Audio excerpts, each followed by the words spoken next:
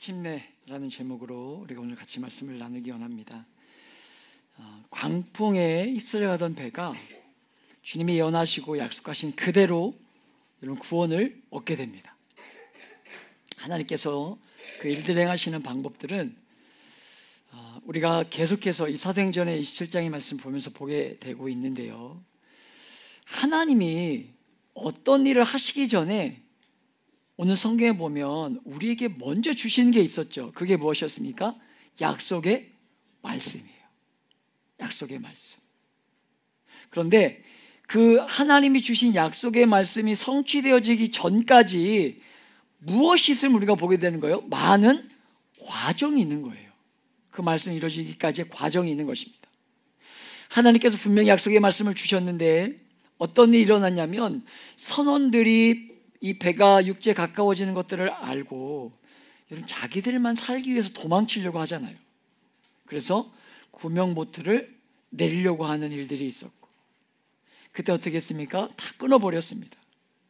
하나님의 약속이 분명히 있지만 그 약속이 성취되는 그 과정 안에는요, 약속의 말씀이 성취되지 못하게 만들 뻔한 사건들이 여전히 일어나고 있었다는 거죠.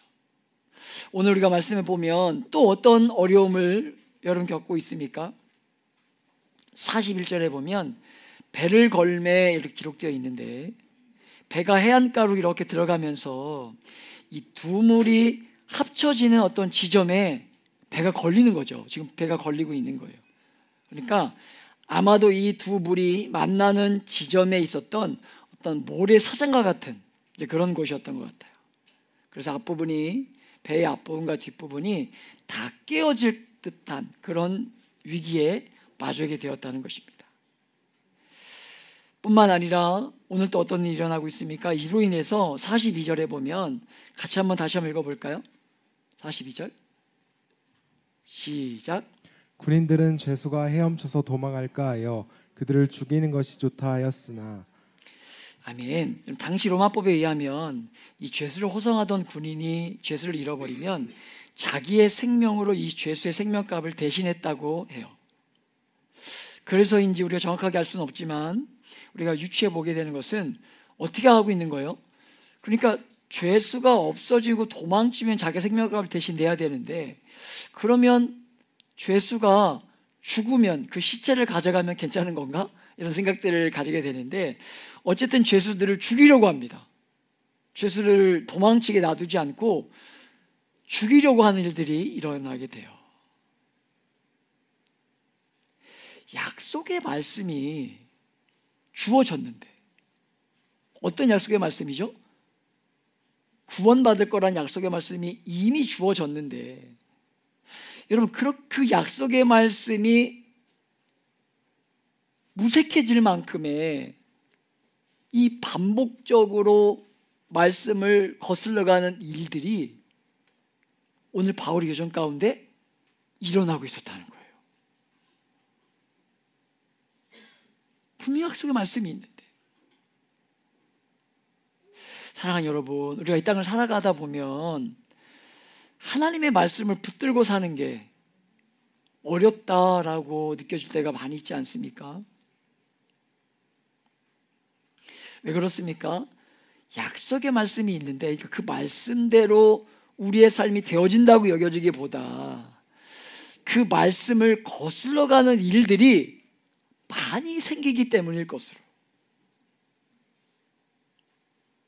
예수 믿으면 복 받는다는데, 하나님이 한 영혼을 천하보 귀하게 여기신다는데, 복의 근원으로 나를 부르셨다는데, 마주하는 삶의 현실은요, 여전히 그 말씀을 거슬러 갈 수 있는 그 상황들과 마주하게 되고, 현실은 여전히 힘들고.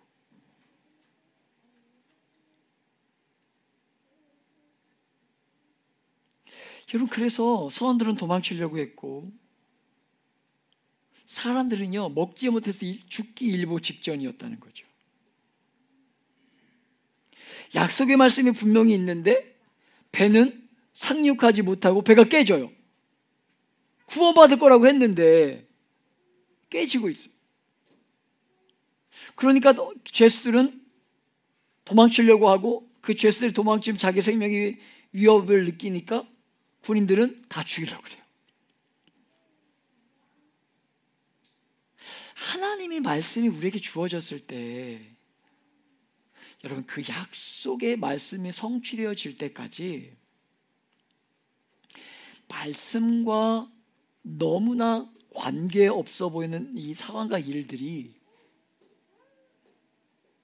우리가 이해할 수 없는 일들이 우리 상황 가운데 우리 삶 가운데 마주하게 되기 때문에 말씀을 의지하며 사는 게 그렇게 어려운 것이 아닌가. 여러분 때로는 그런 생각들을 가지게 돼요. 여러분 그래서 하나님은 어떻게 하시냐면 우리를 순결하게 하시길 원하는 거예요. 순결하게. 이 생각 저 생각 하면서 말씀을 붙들고 있다가 더 이상 이런 방식으로 절대로 말씀을 붙들지 못하도록 우리를 이어 결정적인 자리에 세워놓으심으로 말미암아 말씀만 의지하며 살 수밖에 없도록 하시는데 우린 그때 무엇을 느낍니까? 마치 약속의 말씀이 실현되지 않는 것처럼 말씀은 이 세상의 어떤 방향과 다른 것처럼 여기면서 말씀을 포기하고 싶은 자리와 마주하게 되지만 사랑하는 여러분, 그래서 군인들이 죄수를 다 죽이려고 하고 또 한 번의 위기가 오고 있어요. 여러분 이 약속의 말씀을 들었을 때에 군인들이 처음부터 이런 반응을 보이진 않았을 거라는 거죠. 이 예언의 말씀을 듣고 바울이 이 군인들을 통해서 도망치려고 하는 선원들을 여러분 도망치지 못하게 만들지 않습니까? 군인들을 통해서 배를 끊으라고 하고 저들이 도망치면 우리가 다 죽으니까 하나 해라 라고 했을 때 이 군인들이 바울의 말을 들었을 때 듣고 직접 그 일을 행하잖아요. 왜? 자기의 생명과 달려 있으니까. 그때 이 바울을 향한 믿음과 신뢰가 조금 있지 않았을까요? 우리가 지난 버스킹 예배 때 말씀드렸지만 왜 이렇게 힘든데 기독교는 조금 다른가? 예수를 믿으면 조금 다를 수 있는가? 라는 의심과 질문, 그 믿음 반, 의심 반으로 여러분 기독교에 들어오는 거 참 중요하다 이런 말씀을 드렸었는데 그런 의심이 있었는지도 모르겠습니다. 그런데 무엇에 또 지고 있는 거예요? 바울의 말이 아니라 자신들의 생각, 가치관이 여전히 이기고 있음을 보게 돼요. 그래서 여러분 죄인 중에는 누구도 있는 거예요? 바울도 있는 거예요.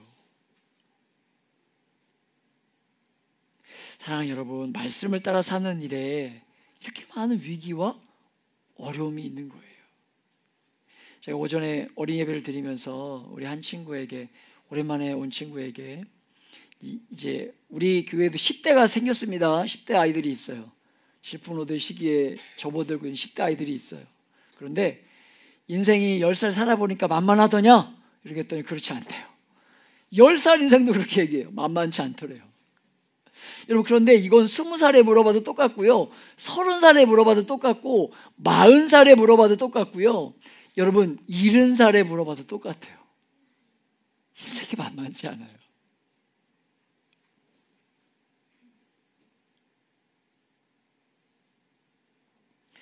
여러분 우리가 그냥 말씀에 순종하게 되면 되지 이러고 싶어도 말씀에 순종할 수 없도록 만드는 일들이 우리 앞에 여전히 있다는 거죠. 그러나 여러분 그때 우리가 해야 할 것이 있는데 그것이 무엇이냐면 그런 고비가 있을 뿐이지 말씀대로 안 되는 것이 아니라는 거 우리가 그걸 기억할 필요가 있는 거예요. 바로 그것을 제가 여러 번 말씀드린 것 중에 하나가 무엇이냐면 저는 벼랑 끝에 선 신앙이라고 말씀드리고 있습니다.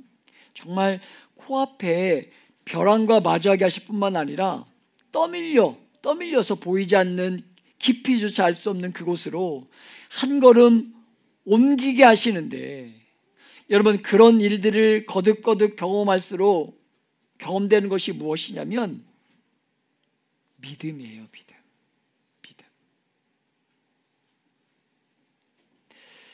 저는 믿지 않는 가정에서 태어나서 제가 예수를 만난 이후에 늘 하나님 앞에 기도했던 것들이 여러 번 말씀드렸지만, 하나님 왜 나는 예수 믿는 가정에 태어나지 않게 하셔서, 왜 나를 위해 기도해 주는 부모가 없어서 내가 이렇게 힘들고 어렵게 살아야 됩니까? 얼마나 많이 탄식하고 기도했었는지 몰라요. 그런데 하나님을 만난 이후에 그런 것들이 바뀌었다 그랬죠. 어제도 제가 우리 교회 식구들과 우리가 고구마 캐러 작업을 가지 않았습니까? 그런데 예수 믿지 않던 저희 집이 예수 믿는 목사가 생김으로 말미암아, 기도해 주지 않던 집이 그 어머니가 교회를 다니고 또 그 일에 동참하게 하시고, 교회를 지금 떠나 있는 작은 누님이 분명히 지금 분을 약간 떠나 있는데 예수 믿는 성도들을 섬기는 그런 상황과 형편들을 이렇게 하나님 보게 하시면서, 하나님 나는 왜 이렇습니까? 왜 벼랑 끝에 이렇게 몰았는 신앙입니까? 라고 억울했었는데, 어느 날 문득 이렇게 보니까 하나님이 이렇게 돕는 손길들을, 특별히 가족을 통해서 돕는 것들을 이렇게 보게 하시면서 그런 질문을 저에게 주시는 거예요. 이래도 여러분, 그 순간이 있다는 거예요. 벼랑 끝에 몰아넣는 하나님이라고 생각했는데, 벼랑 끝이 나를 몰아넣으셨던 것은 그 믿음을 사용해서 걸음을 옮길 때에 나와 가족을 향한 하나님의 놀라운 계획이 숨겨 있었구나, 이런 것들을 바라보게 하시더라는 거예요. 사랑하는 여러분, 우리 교회 가족 중에 이제 세례 교육을 받고 있는 분이 계십니다. 여러분, 정말 기도하시면서 또 사모함으로 그 자리에 동참하시길 기대하는 것은, 이제 우리가 11월 달에 세례 예식을 가지게 되길 기대하고 있는데, 그분이 그런 질문을 하더라고요. 목사님, 이제 기도하고 싶은데 어떻게 기도해야 될지 모르겠어요. 기도하는데 나만을 위해 기도하는 것 같아서 좀 하나님 앞에 좀 죄송한 것 같아요. 그래서 기도할 때 당신만을 위해서 기도하지 말고 때론 가족을 위해서도 기도해라. 그런데 내 가족을 위해서 기도하는 게 나를 위한 기도인 것 같지만, 사실은 믿지 않는 가족을 향한 기도는 하나님이 원하시는 기도 아니냐? 그러네요, 목사님. 그렇게 기도해야 되겠네요. 그렇게 고백하는, 믿음의 고백을 하는, 제가 그 지난주에 그 고백을 들었어요. 사랑하는 여러분, 하나님이 우리에게 원하시는 것은요, 앞이 보이지 않지만 믿음으로 한 걸음을 옮기길 원하시는 거예요. 한 걸음. 그 한 걸음이 힘들지만, 왜? 무서우니까. 그런데 그 걸음을 기대하시는 거예요. 그리고 그 걸음에는요, 하나님의 일하심이 있는 거예요. 할렐루야. 어제 교회에 처음 나왔다가, 여러분, 처음 제 어머니를 뵙고 저희 집에 방문한 분도 계세요. 처음으로, 그죠? 처음으로 가보신 분도 있어요. 무엇을 경험하고 느끼고 오셨는지는 잘 모르겠어요. 집이 왜 이렇게 지저분해 이러는지도 모르겠고, 혹은 와 좋겠다, 또 어머니와 누님이 저렇게 도와주셔서 좋겠다, 이렇게 생각하시는 분들도 계실 것 같고. 여러분, 20년 전에는 보이지 않던 길이에요. 그런데 믿음의 걸음을 조금씩 옮기면서 하나님이 어떻게 일하고 계시는가를 조금씩 보여주시더라는 거예요. 그게 믿음의 첫 걸음이에요. 믿음의 걸음이 중요한 거예요. 그 걸음을 떼면 정말 죽을 수 있을 것 같은데, 말씀을 붙들고 그런 각오를 하고 걸음을 옮기는 것, 그게 믿음이에요. 어떤 결과가 일어날지 모르지만 그럼에도 불구하고 믿음의 걸음을 옮기는 것, 그게 믿음이에요. 먼저 천국 가셨지만 얼마나 제 아버지가 저를 박해하셨는지 몰라요. 여러분 말씀드렸죠? 교회 다니는 거 얼마나 박해했는지 몰라요. 너 교회 가려면 이 콩 다 뽑고 가라 그랬어요. 그래서 주일 아침에 막 2시간씩 콩 뽑고 교회 간 적도 있어요. 신대원 갈 때 말씀드렸죠? 저하고 연을 끊으셨어요. 얼마나 여러분요, 그 과정에 그냥 하는 척만 하면 되는 게 아니라 우리 중심이 정말 말씀이 가르치는 여러분요, 것이 진실인 줄 알고 자기를 포기할 수 있나 묻고 계신 것으로 말씀을 따라 사는 길이, 믿음의 걸음을 옮기는 길이 그렇게 어려운 거예요. 고비가 있고 더 중요한 것은 말씀을 정면에서 부정하고 거부하는 것 같고 말씀이 전혀 실현되지 않는 것 같은 상황들이 우리 앞에 전개될 수 있다는 거예요. 그게 신앙의 믿음의 걸음이라는 것입니다. 그래서 어떻게 됩니까? 그런데 어떻게 돼요? 오늘 말씀 보면 도움이 오죠. 백부장 율리오가라는 사람을 통해서 바울이 사랑으로 섬김받는 일들을 보게 되고, 오늘 43절 44절의 말씀을 같이 한번 읽어볼까요? 함께 읽어봅니다. 시작. 백부장이 바울을 구원하려 하여 그들의 뜻을 막고 헤엄칠 줄 아는 사람들을 명하여 물에 뛰어내려 먼저 육지에 나가게 하고 그 남은 사람들은 널 조각 혹은 배 물건에 의지하여 나가게 하니 마침내 사람들이 다 상륙하여 구조되니라. 아멘. 아멘. 마침내. 여러분, 마침내라고 한글 성경으로 번역된 이 단어의 원어의 뜻을 살펴보면 이런 방식으로, 이렇게, 이런 뜻이에요. 이런 방식으로 이렇게. 새 번역 성경으로 보면 여러분 이렇게 기록되어 있습니다. 같이 한번 읽어볼게요. 시작. 그래서 모두 무트로 올라와 구원을 받게 되었다. 아멘. 여러분 28장 14절에 보면 이렇게 기록되어 있는데요. 같이 읽어볼게요. 시작. 그래서 형제들을 만나 그들의 청함을 받아 이레를 함께 머무니라. 그래서 우리는 이와 같이 로마로 가니라. 아멘. 이렇게 해서 이와 같이 어디로 갔다는 거예요? 로마로. 너는 로마로 갈 거야? 약속하셨는데 이렇게 이와 같이 로마로 갔다는 거예요. 무슨 말입니까? 약속이 말씀했던 그대로. 이 마침내란 뜻이 약속이 말씀했던 그대로, 이와 같이, 이렇게. 광풍 속에서 아무 일도 일어나지 아니하고 말씀이 먼저 왔습니다. 수많은 일이 있었지만 말씀대로 그들이 구원을 다 받았다는 거예요. 바울과 그 일행들은 하나님이 약속하신 그대로 로마로 들어갔다고 했습니다. 들어가게 됩니다.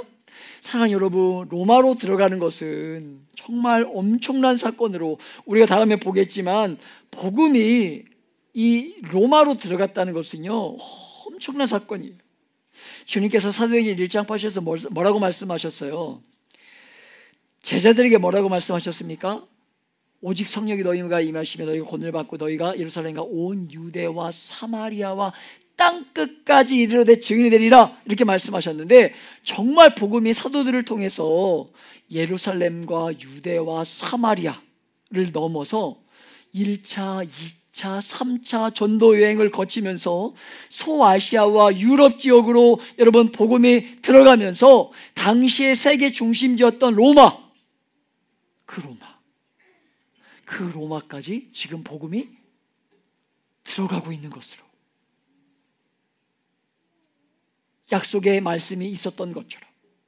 그리고 로마 안으로 복음이 들어갔던 이후에 1차, 2차, 3차 전도 여행과 비교할 수 없는 폭발적으로 복음이 전해지는 일들이요 일어나요.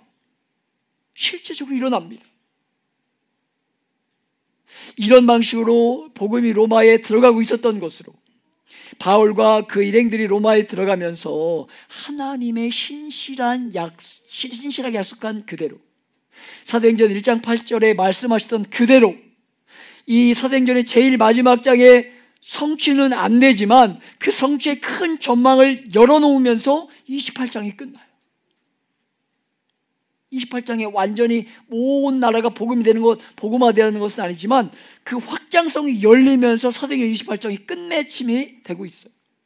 사랑하는 여러분, 말씀은 여러 번의 시행착오와 같아 보이는 그 과정들을 우리에게 뭐 하는 거예요? 가르쳐주고 있는 거예요.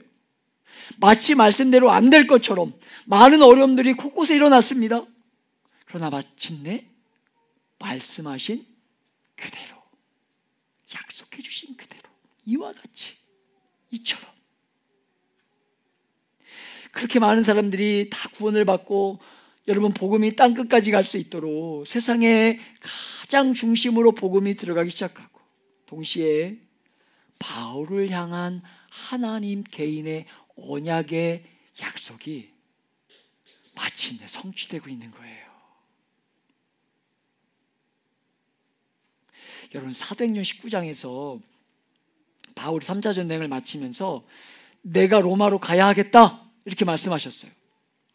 그리고 여러분 에베소를 섬기면서 에베소 지역을 섬기면서 이 에베소 한 곳에만 복음을 전하기 시작했을 때에 복음이 상상을 초월하면서 그 지역을 뒤집어 놓는 것들을 바울이 경험했습니다. 여러분이 그리스를 갈 기회가 있으시겠지만 또 터키를 튀르키예를 갈 기회가 있으시겠지만 여러분 정말 지금 이 에베소 지역, 이 드란노 서원이라고 이 드란노 서원이라는 곳에서 복음을 전했던 바울로 인해서 거기서 2년 반 있으면서 엄청나게 폭발적인 역사들이 일어나요.